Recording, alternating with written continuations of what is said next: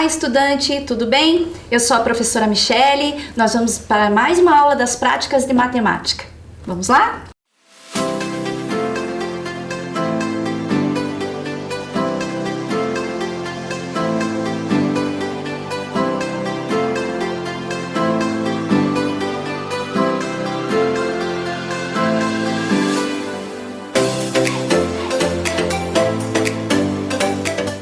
E para a aula de hoje, nós vamos precisar de alguns materiais.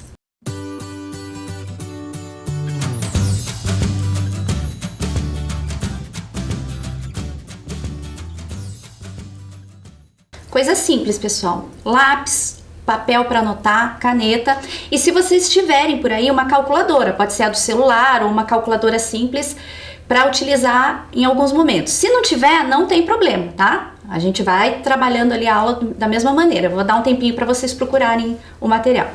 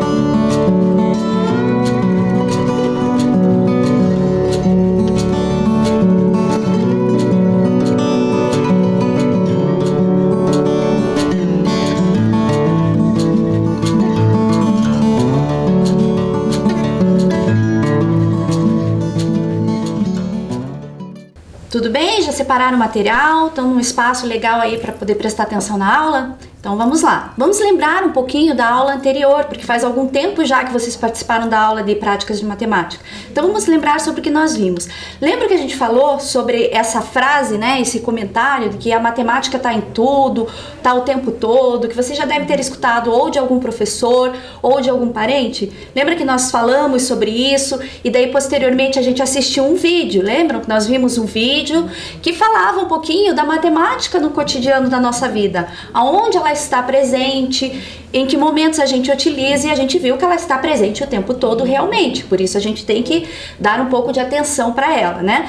E nós também vimos que a matemática está presente em diversas áreas, né? Na odontologia, na língua portuguesa, no direito, no comércio. E para a gente ter um pouco de ideia sobre o que as pessoas pensam sobre isso, nós vimos os vídeos de alguns profissionais de áreas diferentes que trabalham com a matemática e que ela aparece no meio, né, da profissão deles, do dia a dia deles, né? A gente viu uma professora de dança falando sobre a matemática na profissão dela, um comerciante, né, que gerencia uma grande área ali envolvendo a matemática, uma dentista que explicou pra gente o uso da matemática na profissão dela, na biologia, na língua portuguesa e nos esportes. Claro, aqui foi só um exemplo, né? Porque poderíamos trazer profissionais de muitas outras áreas para falar sobre isso, né? Pra gente ver que ela está presente. E aí nós vimos também, nós ficamos questionando também da onde que veio a matemática, né? Ela foi descoberta, ela estava em algum lugar e alguém descobriu, ela foi criada, né? Os homens e as mulheres inventaram a matemática. O que foi qual é a questão, né? Da onde que ela veio? Porque a gente fica se perguntando às vezes, né? Para que isso? De onde que veio isso? E aí nós assistimos um vídeo que falava um pouquinho da história da matemática, né? Desde quando as pessoas começaram a utilizar os conhecimentos matemáticos e depois pensamos um pouquinho nessa questão. Foi criada? Foi descoberta? Aí eu trouxe para vocês a apresentação de alguns matemáticos bem da antiguidade, né? O Euclides, o Aristóteles, o Pitágoras, que tinham opiniões um pouco diferentes sobre isso, né? Então o Euclides, ele dizia que a matemática foi descoberta, que ela estava lá na natureza e que ela se manifestava fisicamente as leis da matemática sobre a natureza. Já o Aristóteles dizia que ela tinha sido inventada, né? Que os objetos matemáticos eram criados a partir dos objetos objetos físicos, quando se abstraíam deles certas propriedades e mantinham outra. Daí você inventava, você criava uma matemática para entender aqueles objetos. E o Pitágoras dizia que ela era descoberta porque tudo era matemática, tudo é número, em tudo que você olhar, você vai ver, vai descobrir a matemática. Essa diferença de opiniões que existe até hoje. Até hoje os matemáticos mais contemporâneos também têm discordam, digamos assim, mas é uma coisa bem saudável, né? Então, por exemplo, o senegalês, que é um matemático contemporâneo bem conhecido, ele fala que ela foi em parte descoberta e em parte inventada. Que tem alguma coisa que a gente percebe na natureza, que são as regularidades, e a partir daí você faz uma análise e inventa leis e regulamentos para sistematizar essa matemática, para compreender o que acontece com ela na natureza, né? O Arthur Ávila, que é um matemático brasileiro, né, que foi ganhador da medalha Fields em 2014, que é como se fosse o prêmio Nobel da matemática, ele acha que ela foi descoberta, ela tá lá e a gente vai entendendo e vai descobrindo.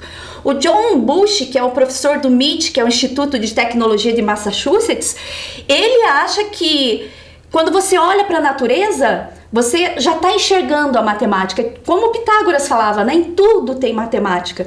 E o Marcelo Viana, que é o diretor do INPA, que é o Instituto de Matemática Aplicada, ele diz também que ela foi descoberta. Resumindo, né? Se a gente for observar o que eles falam, de fato, parece que parte foi descoberta e parte foi inventada. Mas isso é uma questão ainda que dá discussão, que dá uma boa conversa entre os matemáticos, né? E é bem interessante da gente observar. Depois, nós assistimos um vídeo com o professor Marcelo Viana, que é diretor do INPA, falando sobre o papel importante que os matemáticos tiveram durante a pandemia. Por que eles tiveram um papel importante durante a pandemia? Porque a matemática se ocupa de observar o que está acontecendo e realizar projeções. Então eles fazem análises do que está acontecendo, né, de como, por exemplo, como a quantidade, né, de pessoas que estavam se contaminando, e eles fazem projeções que ajudaram os biólogos e cientistas, os demais cientistas, a perceberem como que ia se comportar, né, esse vírus no decorrer desse tempo. E infelizmente eles acertaram, né, essas projeções, porque de fato a gente está aí, né, há 2 anos aí quase vivendo dessa forma, e por conta da pandemia da Covid-19. E tudo isso, né, foi embasado em ciência, né? Então eles fazem cálculos de probabilidade de contaminação, número máximo de infectados, ocupação de leito, e preveem que se nós fizermos, por exemplo, distanciamento social, o uso de máscara, diminui um pouco a possibilidade de contágio. Então tudo isso, né, não foi que eles acharam, foi que eles calcularam, eles analisaram, prevendo os acontecimentos e buscando daí, quando você prevê que uma coisa que é ruim vai acontecer, busca-se alternativas para reduzir os danos, né? Para que isso seja cada vez menos impactante, menos prejudicial. O mundo todo fez isso, né? E lembra também que nós vimos como que estavam os casos, né? Nós vimos esse gráfico de um site do Ministério da Saúde, que informa, qualquer um pode acessar e vai ter essa informação lá de quantos casos estão acumulados. Esse gráfico aqui a gente olhou em março, abril mais ou menos, né? Nós tínhamos 13 milhões de casos acumulados, mais de 13 milhões, né? E como que está atualmente, né? Mais próximo dessa data agora, ó, esse resultado aqui é de junho, tá? Então nós temos lá 18 milhões de casos confirmados, então aumentou bastante, porém a gente já tem 16 milhões de recuperados, né? Agora nós já estamos encaminhando a vacinação, então as coisas estão estamos buscando melhorar isso, voltar a uma vida, né, que a gente possa andar mais tranquilamente, sem ficar tão preocupado e sem ter medo de adoecer, tá? E a vacinação que já começou, né? Em Curitiba, esse aqui é o vacinômetro, que a gente pode acessar também no site da prefeitura. A gente consegue ver quantas pessoas já estão vacinadas naquele momento na cidade de Curitiba, né? Então, os estados também têm os seus vacinômetros, outras cidades, dá para pesquisar e encontrar. Porém, gente, ainda precisamos ficar de olho, certo? Então, fique de olho.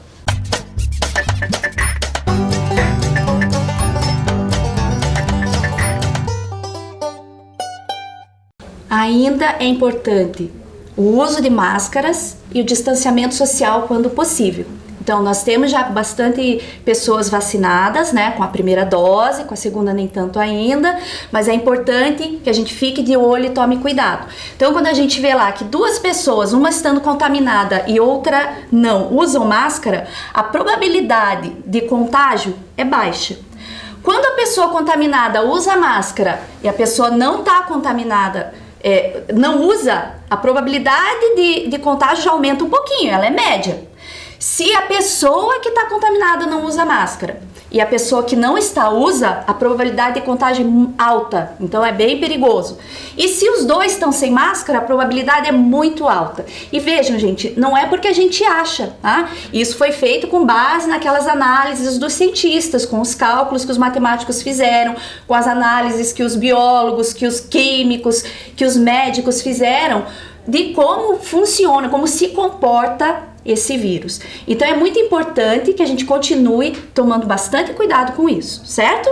Então isso foi pra gente lembrar um pouquinho da nossa aula anterior, né, que a gente viu essa questão do contágio, como é que funciona esse cálculo, nós vimos isso também. E hoje nós vamos analisar um pouquinho, conhecer um pouquinho os matemáticos e matemáticas que fizeram história, que deixaram seu nome, né? Nós vimos lá o Arthur Ávila, que é um matemático contemporâneo brasileiro, que teve uma marca importante, porque as descobertas, às vezes, matemáticas, elas não têm um impacto direto, né? A gente não entende muito bem o que é aquilo que aquele matemático descobriu, mas ela é impactante para a ciência, de modo geral. Então, ela auxilia a sociedade, o mundo todo, com aquelas descobertas, né? Então, a gente vai, nessa aula de hoje, vai começar a ver sobre alguns matemáticos. Nós vimos lá os nomes de Pitágoras, de Euclides, todos esses foram matemáticos muito importantes para a gente entender a matemática como ela é hoje em dia, tá? Então aqui tem uma imagem de vários cientistas, alguns matemáticos, outros não, que fizeram história no mundo, que trouxeram para o mundo inteiro, para a sociedade toda, descobertas importantes, né, em diferentes áreas científicas. Essa imagem aqui foi feita pelo grupo Verve Científica, que é um projeto da Universidade Federal de São Paulo, tá? Então eles têm bastante material que traz curiosidades, conhecimentos, e é bem interessante da gente assistir os vídeos, ler o material desse grupo. Então nós vamos agora falar um pouquinho da vida de um matemático que foi bem importante para a história da matemática no mundo todo, tá? Mas antes, gente, da gente falar dele, eu quero perguntar para vocês se vocês imaginam de que país ele é. Ele não é daqui, tá? Não é do Brasil, não é brasileiro. Ele é de um país de outro continente, bem longe daqui. Antes de eu falar de que país ele é, eu vou dar uma dica para ver se vocês conseguem descobrir qual é o país, tá? Teve um acontecimento com o nosso país que deixou os brasileiros assim meio de boca aberta, sabe? Meio preocupado. Eu não sei se vocês lembram de um jogo de futebol que o Brasil tomou uma lavada. Vocês lembram? Que foi um 7-1, que isso ficou super marcado. Conseguiram pensar que país que é? Foi bem chocante, né? A gente ficou tudo assim, nossa, outro gol, outro gol, outro gol. Quem lembra que país? Eu vou deixar vocês pensando um pouquinho e a gente já retorna, tá bom?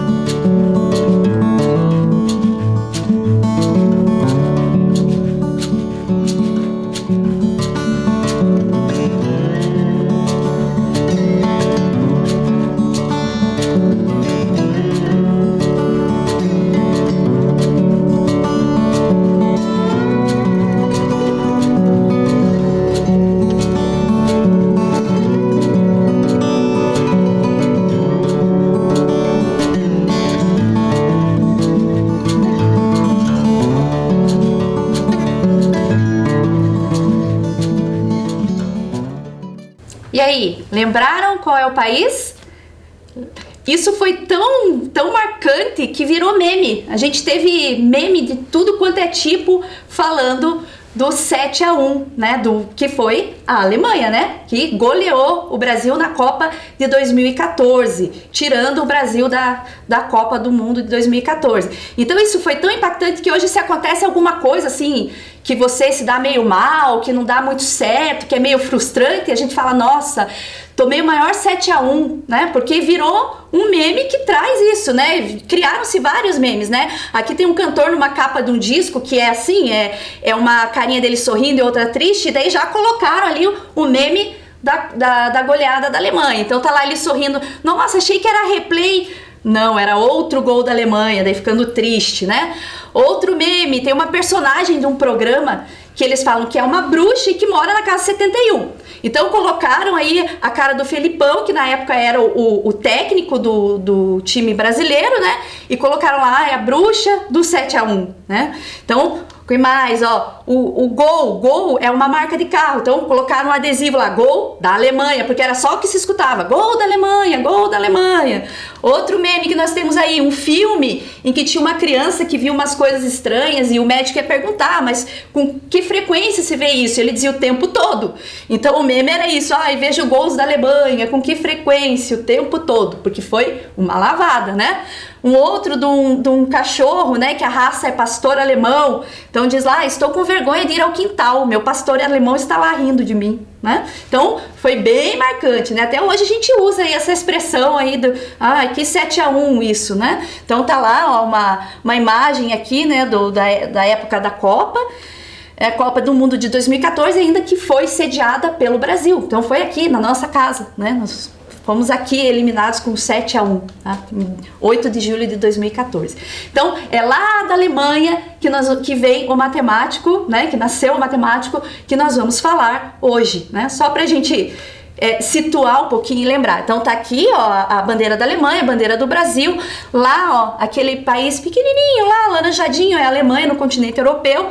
E aqui o Brasil, tá? Aqui grandão de verde, dá pra vocês verem aí como é longe, né? Qual é a distância. Apesar disso tudo, apesar do 7-1, né? A Alemanha é um país muito interessante e tem muita parte cultural, tem uma história pra gente conhecer, tem uma parte meio triste da história da Alemanha na Segunda Guerra Mundial, né? Mas hoje é um país que respeita muito os direitos do cidadão, que vai atrás de ter uma sociedade que viva bem, né? Então é um país interessante. A gente pode conhecer por meio da internet, quando os responsáveis de vocês estiverem junto, podem pesquisar lá um pouquinho, ver como é que é o país, aonde que é, o que que ele tem, né, o que que ele oferece, como que funciona a sociedade. É sempre bom a gente saber um pouquinho mais de cada país, tá? Então, o que nós vamos ver hoje, o matemático que nós vamos ver hoje, é o Gauss, Carl Friedrich Gauss. Ele é de muitos anos atrás, né? Então, ele nasceu em 30/4 de 1777, né? E ele faleceu em 23/2 de 1855, 77 anos mais ou menos aí, e da Alemanha. Então, ele não era só matemático, ele era muito inteligente, ele era notável realmente, né? Desde pequeno. Os pais do Gauss, né? O pai dele era pedreiro, e ele, certa vez ele estava fazendo umas contas lá, e ele bem pequenininho assim, olhou para as contas e falou pro pai dele, olha, tá errado isso daí, foi lá e fez do jeito certo. Então, desde pequeno, ele já foi demonstrando uma certa facilidade para os conhecimentos da matemática, da ciência, da astronomia, né? Então ele foi astrônomo, ele foi físico, ele contribuiu para diversas áreas da ciência. Ele foi chamado pelos colegas que trabalharam com ele de o príncipe da matemática, ou o mais notável dos matemáticos. Então ele é muito influente na história de como é a matemática hoje em dia, tá? Ele descobriu a distância onde estaria um asteroide. Veja, gente, na época, né, 1800, 1700 e pouco, era muito difícil tudo, né? E mesmo assim ele conseguiu fazer grandes descobertas para astronomia e para matemática. Tem muito material dele que só foi descoberto depois da morte dele. Então os matemáticos que já tinham, acho que 10 anos depois que ele morreu, que acharam um diário que ele anotava as coisas. Tinha um monte de anotação lá de descobertas matemáticas que as pessoas pessoas tinham feito depois, né, que outros matemáticos tinham feito, que ele já tinha feito muito antes, mas ele não divulgou tudo que ele tinha descoberto, né? Então era realmente notável, e a influência dele na matemática que a gente vê como ela é hoje em dia é muito grande, tá? Então eu vou contar uma história aqui sobre um acontecimento quando ele estava na escola. Naquela época a escola não tinha caderno, eles tinham um quadrinho de giz que eles faziam anotações. O Gauss, ele era de uma família muito humilde, muito pobre, né? Então ele também não tinha muitas condições financeiras de estudo, mas ele realmente era muito notável. E naquela época, os estudantes, os alunos que erravam ou que tinham alguma certa indisciplina, alguma coisa, eles apanhavam com um pedaço de madeira que eles chamavam de palmatória, porque batia na palma da mão. Então não podia errar, então os alunos eram muito tensos, muito nervosos, né? E o professor um dia resolveu, para que ele pudesse fazer as coisas que ele queria fazer lá, terminar de passar a tarefa, analisar os cadernos, as atividades que os alunos tinham feito, o professor passou essa atividade aqui, ó, para os alunos. 1, mais 2, mais 3, mais 4, mais 5, até o 100. Então os estudantes tinham que fazer o quê? Eles tinham que somar os números do 1 até o 100. Ele passou essa atividade achando que eles iam demorar muito tempo, né? E eles começaram. 1 mais 2 igual a 3. 3 mais 3 igual a 6. 6 mais 4 igual a 10. Imagina quanto tempo isso ia demorar. Eles lá no quadrinho de giz, desesperado, né? Porque não podia errar fazendo aquilo lá. E aí, todo mundo desesperado, de repente o Gauss, sem anotar, nem nada, tava lá pensativo, levanta a mão. E todo mundo fica muito nervoso porque foi muito rápido, né? E eles sabiam que se eles errassem, eles iam apanhar. Então ele levantou a mão, foi lá e falou a resposta para o professor, e a resposta estava correta. Ele acertou a resposta muito rapidamente. Isso ele tinha aproximadamente uns 9, 10 anos, ele era pequeno nessa época, né? Como será que ele resolveu isso, né? Mas antes da gente ver como ele resolveu, eu vou deixar essa soma, então, ficou tão famoso que ganhou o nome dele, soma de Gauss. Eu vou deixar aí pra vocês, tá? Porque agora a gente vai colocar a mão na massa e vocês vão tentar resolver isso daí. Pode usar calculadora, não tem problema. Calculadora, lápis, papel, borracha e vamos lá.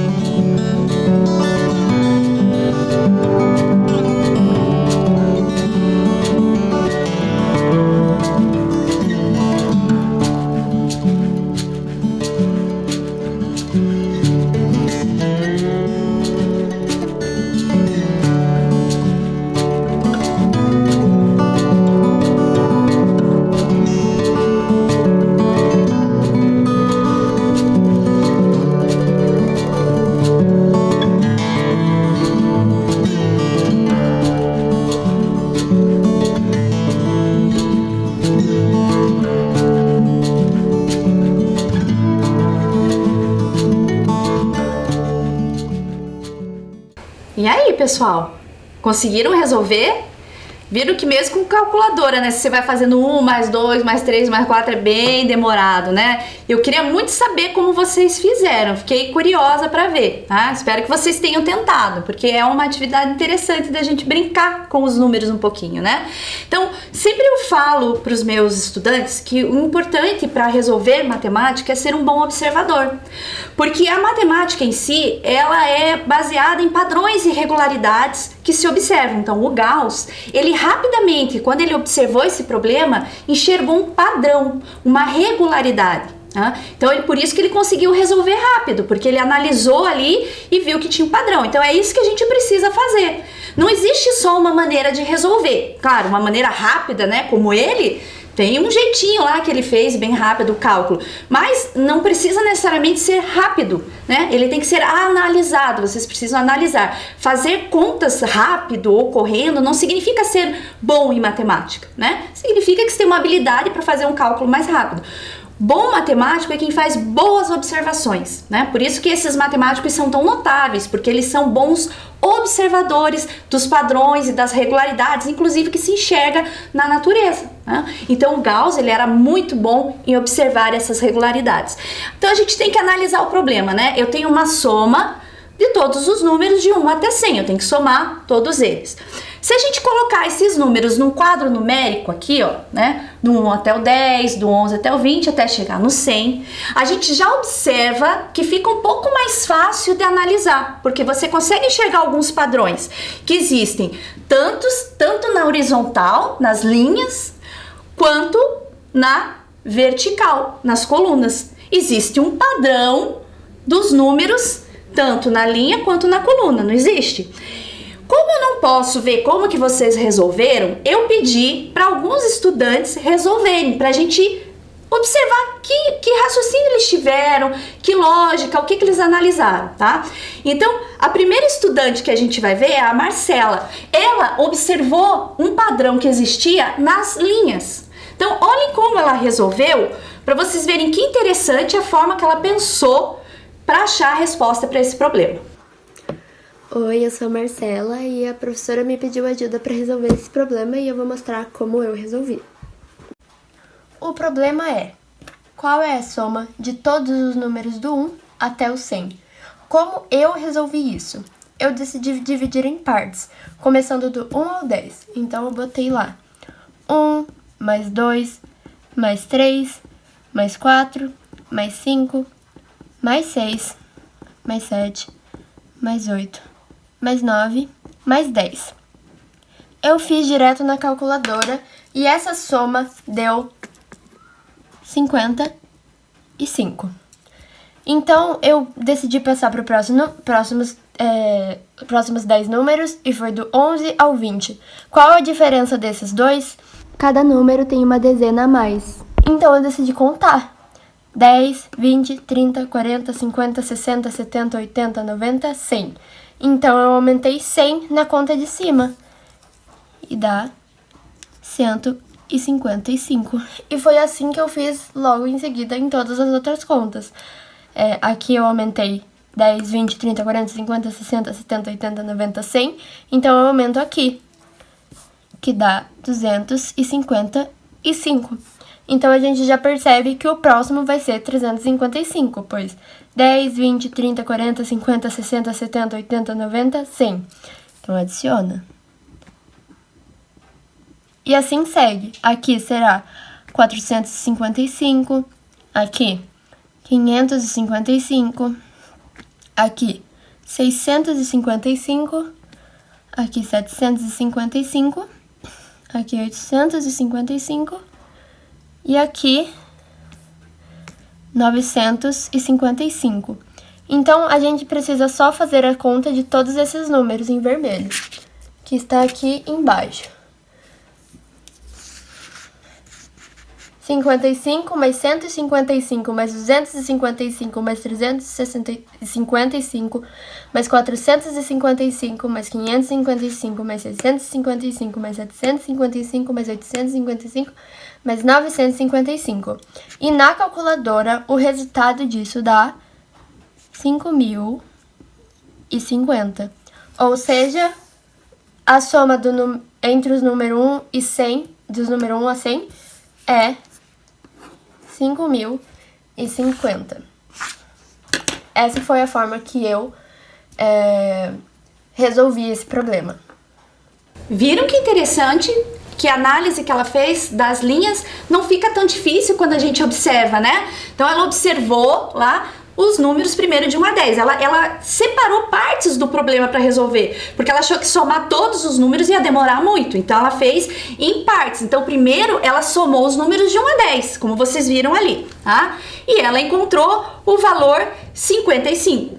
Ela somou toda essa linha. Agora, depois ela não foi para a linha de baixo? Ela foi para a linha de baixo e ela somou os números e percebeu que deu 155.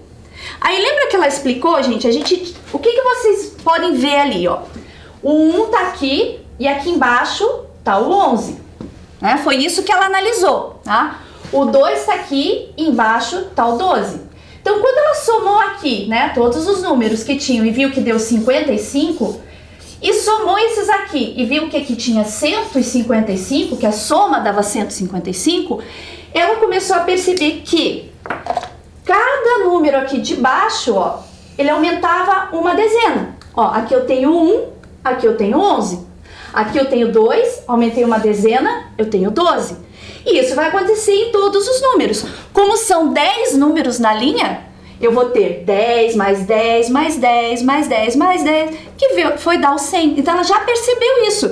E aí nas próximas contas ficou mais fácil, né? Então ela viu ali também, ó, eu vou do 20 para o 30, eu aumento 10. Do 19 para o 29, eu aumento 10. Então ela percebeu que isso estava acontecendo em todas as linhas.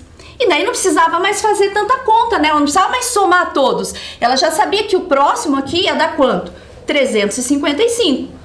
Né? Então tá lá, ela já foi colocando os valores porque ela já sabia que era só aumentar 100 para a próxima soma. E assim foi para todas as outras linhas, sem precisar somar todo mundo, né? Já ela analisou e percebeu um padrão, uma regularidade, que era sempre aumentando 100 em cada linha. E daí ficou fácil, ela tinha 10 parcelas para fazer uma soma, né? Então ela somou todos esses números, 55 mais 155 até o 955 e encontrou 5.050, que é a resposta certa, que foi a resposta que o Gauss deu de imediato lá e deixou o professor dele muito surpreso, né? Então essa é uma forma de analisar o problema.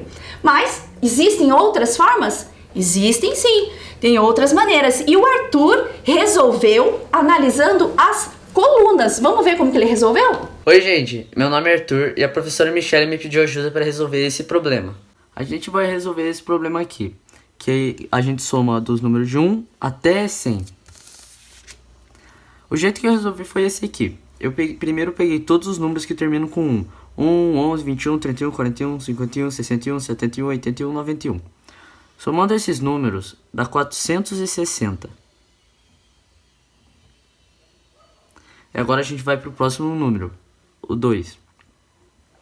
Do 1 para o 2, você conta mais 1. Do 11 para o 12, mais 1. E vai assim até lá embaixo. Aqui são 10 números.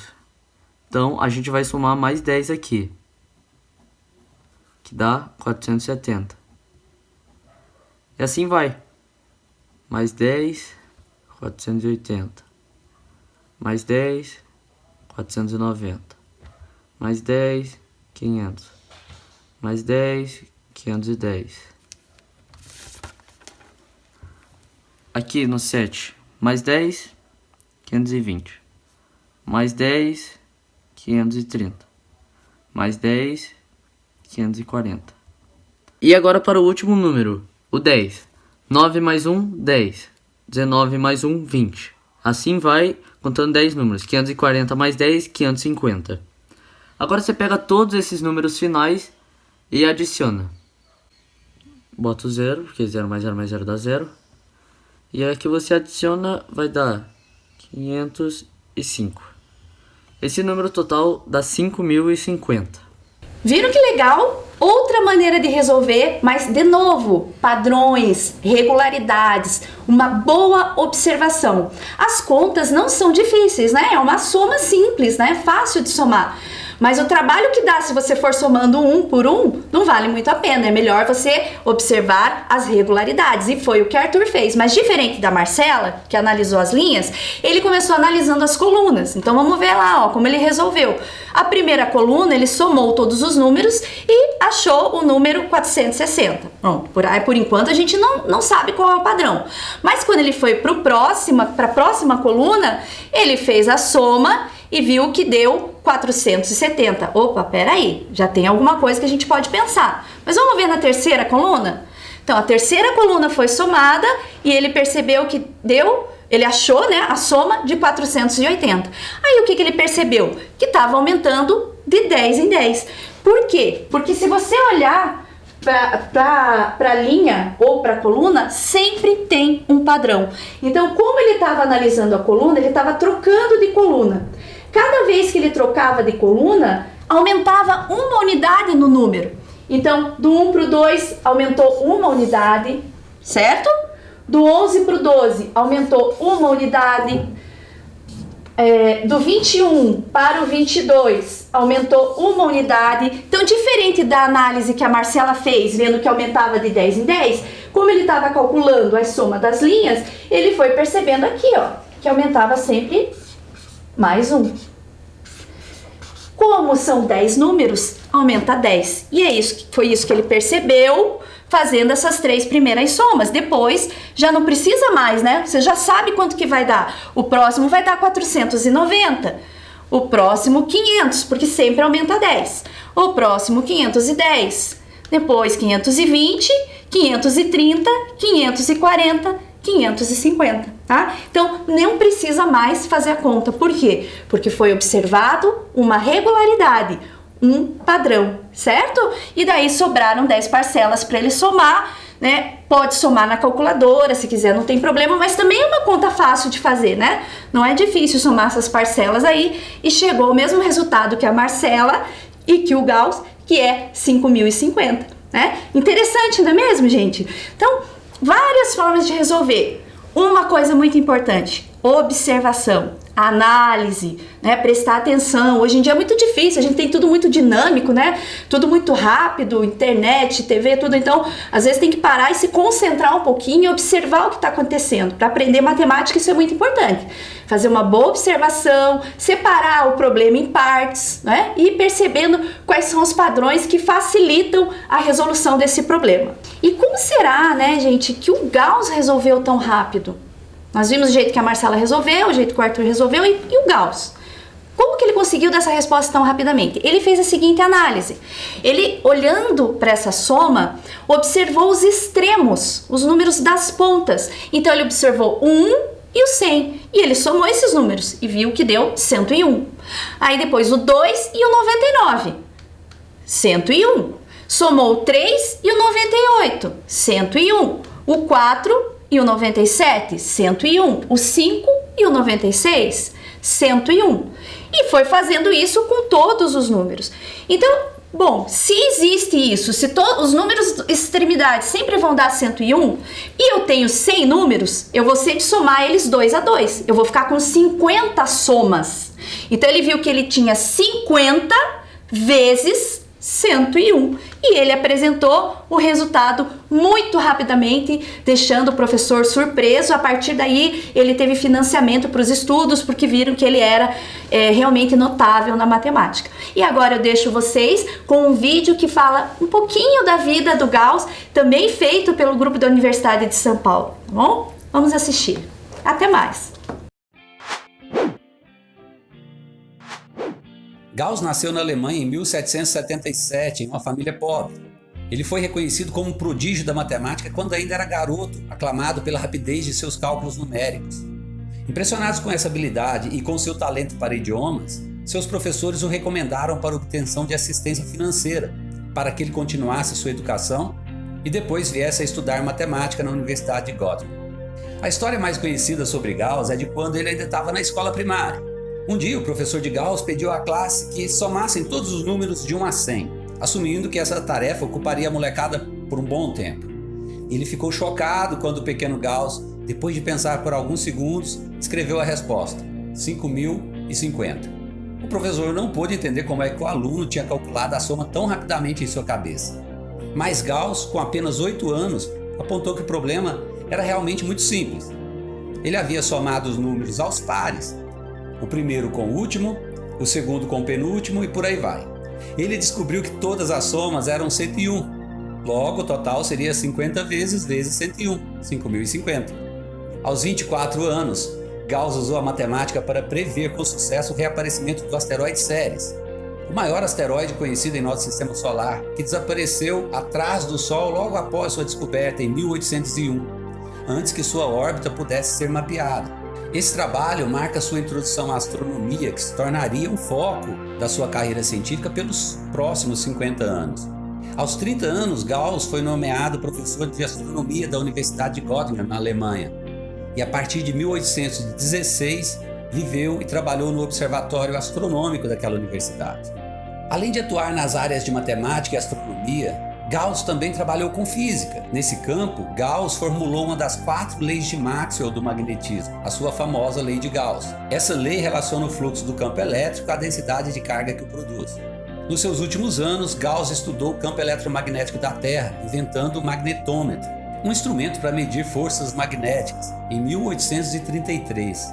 Nesse mesmo ano, ele também inventou uma das primeiras máquinas de telégrafo em parceria com um colega, o físico William Weber, vários anos antes de o telégrafo ser introduzido na América por Samuel Morse. Gauss e Weber usaram esse telégrafo para enviar comunicações entre seus 2 escritórios, e uma das primeiras mensagens que eles transmitiram foi a frase: saber acima de acreditar, realidade acima de aparência. Essa mensagem teria levado cerca de 4 minutos e meio para ser transmitida. Quando Gauss morreu de ataque cardíaco aos 77 anos, seus companheiros lamentaram sua perda, descrevendo-o como o príncipe da matemática. E hoje, Gauss é considerado um dos maiores matemáticos de todos os tempos. Gostou dessa biografia? Então ajude a divulgar esse projeto. Clique nesse botão no meio da tela e tenha verve científica. Abraço e até a próxima!